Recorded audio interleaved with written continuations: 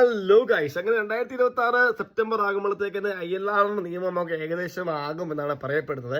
പക്ഷെ സെപ്റ്റംബർ വരെ സമയം എന്ന് വെച്ച് കഴിഞ്ഞാൽ ഭയങ്കര പ്രതീക്ഷ നൽകുന്ന സമയമാണ്. കാരണം ആ ഒരു ടൈം കൊണ്ട് സംസാരിക്കേണ്ടവർക്കൊക്കെ സംസാരിക്കുവാനും അവരുടെ പ്രശ്നങ്ങളൊക്കെ പ്രോപ്പറായിട്ട് പ്രൊജക്റ്റ് ചെയ്യാനും ഒരു സ്പേസ് ഈ 2026 സെപ്റ്റംബർ വരെയുള്ള ടൈം നമുക്ക് കിട്ടും.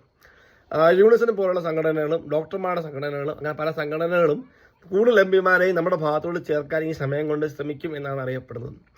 ഏറ്റവും പ്രധാനപ്പെട്ട 2 കൺസേൺ ഇപ്പോൾ ഉണ്ടായിരുന്നത്. കഴിഞ്ഞ ഡിസംബറിനകത്ത് പബ്ലിക് കൺസൾട്ടേഷൻ എന്നുള്ള കാര്യം അവസാനിച്ചു. അതിനകത്ത് ഏകദേശം ഒരു 2.5 മില്യൺ ആൾക്കാരെ ബാധിക്കുന്ന വിഷയമായിട്ട് പോലും വെറും 1-2 ലക്ഷം പേരിനകത്ത് മാത്രമാണ് ഈ പബ്ലിക് കൺസൾട്ടേഷനിൽ പങ്കെടുത്തത്. അത് സത്യം പറഞ്ഞാൽ പാർട്ടിസിപ്പേഷൻ്റെ കുറവായിരുന്നു. പക്ഷേ നമുക്ക് ഇനി വെയിറ്റ് ചെയ്യാം, നോക്കാം.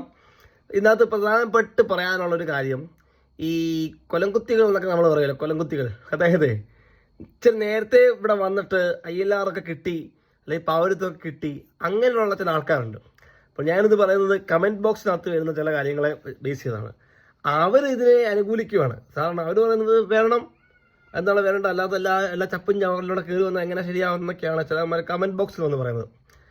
അതിനോട് ഭയങ്കരമായിട്ട് എനിക്ക് യോജിപ്പാണ്. കാരണം നിങ്ങൾ ഒരു വിധത്തിൽ നേരത്തെ വന്നു പോയെന്ന് പറഞ്ഞുകൊണ്ട് നിങ്ങൾക്ക് കുറച്ച് പേർക്കൊക്കെ ഇത് കിട്ടി എന്ന് പറഞ്ഞു പോയതുകൊണ്ട് ഇപ്പം പുതിയതായിട്ട് വന്ന ആൾക്കാർക്ക് കിട്ടണ്ട എന്നുള്ള നിങ്ങളുടെ മനോഭാവം ഭയങ്കര തെറ്റാണ് എന്നാണ് എനിക്ക് ഈ സമയത്ത് പറയാനുള്ളത്. ഈ ILRനെ നിയമം കൊണ്ടുവരാൻ ശ്രമിക്കുന്നതും ഈ എല്ലാവരും UK കാണുന്ന ഭൂരിഭാഗം പേര് മൈഗ്രൻസ് തന്നെയാണ്. നമ്മളെന്ന് വെച്ച് കഴിഞ്ഞാൽ ഇല്ലീഗൽ മൈഗ്രൻസ് അല്ല, നമ്മളിവിടെ ലീഗൽ മൈഗ്രൻസ് ആണ്. We are paying tax. നമ്മളും അവർ കൊടുക്കുന്നത് പോലെ തന്നെ ഏതൊരു ILR ഉള്ള ആളും ബ്രിട്ടീഷ് പൗരന്മാരും കൊടുക്കുന്ന അതേ ടാക്സ് കൊടുത്തിട്ടാണ്. എന്നാൽ പബ്ലിക് ഫണ്ടിൻ്റെ ഒരു അംശം പോലും നമ്മൾ മേടിക്കുന്നില്ല. അങ്ങനെ പബ്ലിക് ഫണ്ട് പോലും ഒന്നും മേടിക്കാതെ ഇനി 10 വർഷത്തോളം ഈ ടാക്സ് അങ്ങോട്ട് മാത്രം കൊടുത്തിട്ട് ജീവിക്കാന്ന് പറഞ്ഞാൽ ഞങ്ങൾക്ക് നഷ്ടമാണ്.